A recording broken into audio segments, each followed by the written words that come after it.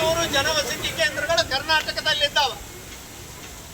ಆದ್ರೆ ಈಗ ಅನಾಯಾಸ ಅಧಿಕಾರಕ್ಕೆ ಬಂದಂತ ಕಾಂಗ್ರೆಸ್ ಸರ್ಕಾರ, ಜನರಿಗೆ ಮೋಸ ಮಾಡಿ ಬಂದಂತ ಕಾಂಗ್ರೆಸ್ ಸರ್ಕಾರ ಇವತ್ತ ಯಾವ ಜಿಲ್ಲಾ ಏನು ಆಸ್ಪತ್ರೆಗಳಲ್ಲಿ, ತಾಲೂಕು ಆಸ್ಪತ್ರೆಗಳಲ್ಲಿ, ಹೋಬಳಿ ಆಸ್ಪತ್ರೆಗಳಿಗಿರ್ತಕ್ಕ 100 ಸಲಕರಣೆಗಳು ಜನವಸತಿ ಕೇಂದ್ರದಲ್ಲಿ ಸಿಗ್ತಾ ಇದ್ದಾವ. ಇವೆಲ್ಲವನ್ನ ನಾವು